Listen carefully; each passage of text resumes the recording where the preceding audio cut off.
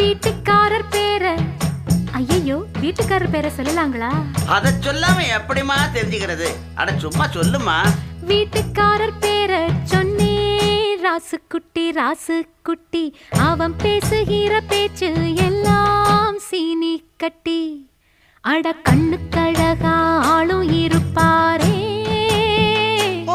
நித்தம் கலர் கலராடை அணிவாரே. இப்போ எந்த திசையில் எங்க